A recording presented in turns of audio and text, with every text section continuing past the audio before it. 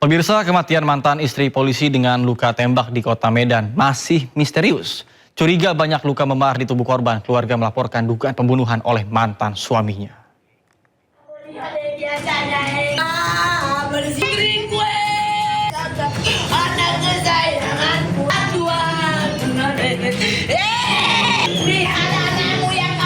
Misteri kematian korban WLG yang diduga akhiri hidup menggunakan senjata api milik mantan suaminya di kota Medan masih tanda tanya. Korban awalnya diduga mengakhiri hidup menggunakan senjata api milik mantan suaminya yang merupakan anggota aktif Polsek Sunggal.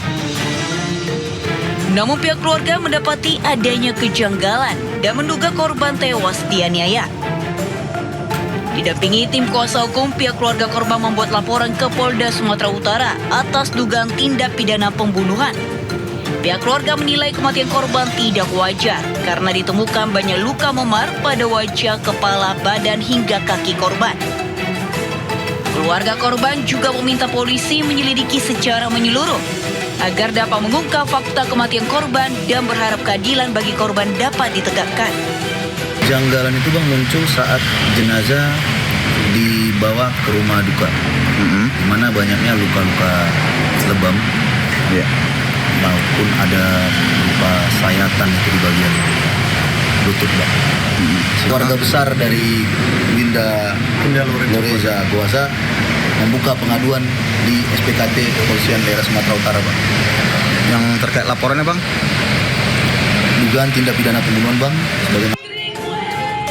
Sebelumnya, korban berinisial WLG ditemukan tewas di kamar mandi rumah mereka di Perumahan Bumi Asri, Kota Medan, dalam kondisi mengenaskan dengan luka tembak senjata api. Korban diduga mengakhiri hidup dengan menggunakan senjata api milik suaminya. Dari Medan, Sumatera Utara, Aminur Rasid, iNews melaporkan. Mendesak Polda Sumatera Utara, termasuk Polresta Medan beserta seluruh jajaran yang menangani perkara ini untuk mengusut tuntas perkara ini secara transparan.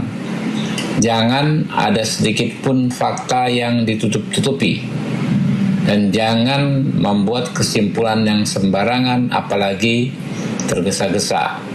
Proses penyelidikan dan penyidikan harus dilakukan secara objektif, profesional serta berbasis pendekatan ilmiah. Kami, Komisi 3 DPR RI, akan mengawal kasus ini. Kami juga akan memanggil pihak Polda Sumatera Utara, pihak Polresta Medan, serta keluarga korban pada hari Selasa yang akan datang untuk melakukan rapat dengar pendapat umum. Assalamualaikum warahmatullahi wabarakatuh. Polisi terus mendalami temuan ratusan senjata di sebuah sekolah swasta. Hasil pemeriksaan lanjutan sebanyak 995 diantaranya merupakan senapan angin, sementara satu lainnya merupakan senjata api.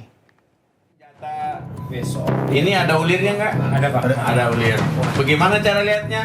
Polda Metro Jaya terus mendalami temuan 996 barang yang diduga senjata di sebuah sekolah swasta di Pondok Pinang, Kebayoran Lama, Jakarta Selatan.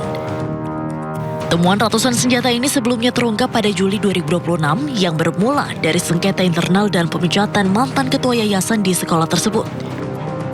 Polisi menyebut dari total 996 barang yang diamankan, 995 merupakan senapan angin berdasarkan hasil pemeriksaan Subdit Wasendak Ditintelkam dan Polres Metro Jakarta Selatan.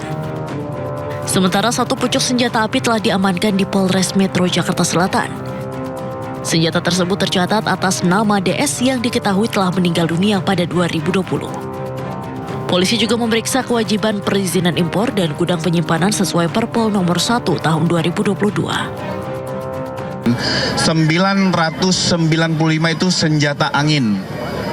Oke. Yang kedua, ada satu pucuk senjata api. Itu sudah diamankan di Polres Metro Jakarta Selatan dan memiliki identitas atas kepemilikan saudara DS. Saudara DS sudah dilakukan pendalaman yang bersangkutan 2020 sudah meninggal dunia. Jadi penanganan jangan masyarakat bias atas penemuan barang diduga berbentuk senjata. Ternyata itu senjata angin dan ini masih didalami terkait tentang izin impor termasuk peletakan. Berdasarkan Perpol 01 tahun 2022 wajib memberitahukan surat izin impor dan gudang penyimpanan. Nah, ini masih didalami. Hingga kini penyelidikan masih berlangsung untuk memastikan status dan legalitas seluruh barang yang ditemukan. Dari Jakarta, Indra Setiabudi, iNews melaporkan. Pemirsa, Polda Metro Jaya pastikan ratusan senjata yang ditemukan di salah satu sekolah swasta di Jakarta Selatan merupakan jenis senapan angin dan hanya satu yang diduga adalah jenis senjata api. Selain itu, pemilik dari senjata api ini sudah meninggal dunia.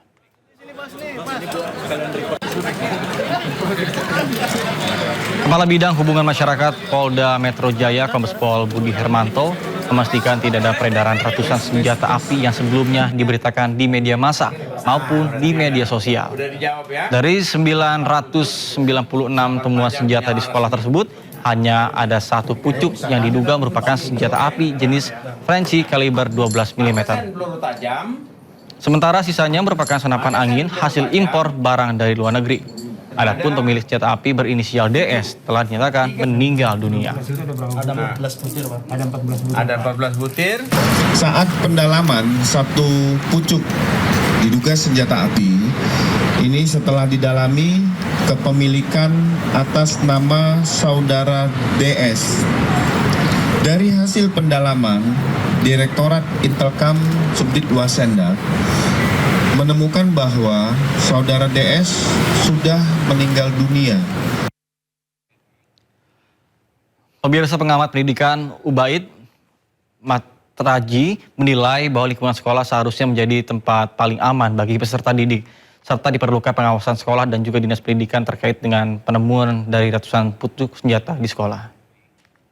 Menurut saya sekolah harus menjadi tempat yang aman bagi anak-anak ya. Dengan ditemukannya senjata di gudang sekolah, ini tentu merisaukan kita semua termasuk orang tua dan masyarakat. Bagaimana ada benda yang membahayakan berada di lingkungan sekolah dan bisa melukai anak-anak bahkan mengancam keselamatan nyawa anak-anak. Ini semua mempertanyakan bagaimana peran sekolah, bagaimana peran pengawas sekolah, dinas pendidikan, kok sampai ada senjata di lingkungan sekolah, kemudian ini bisa dibiarkan gitu ya. Pemirsa, Gubernur DKI Jakarta Pramono Anung menilai temuan hampir 1.000 pucuk senjata kemudian ada narkoba dan VCD porno di sebuah sekolah swasta di Kebayoran Lama ini telah mencoreng dunia pendidikan di tanah air. Pram juga meminta semua pihak yang terlibat agar diproses sesuai dengan ketentuan hukum.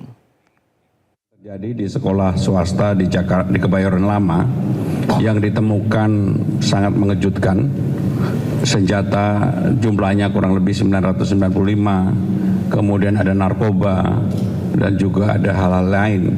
Pertanyaannya apakah itu boleh atau jawabannya singkat aja, sangat tidak boleh.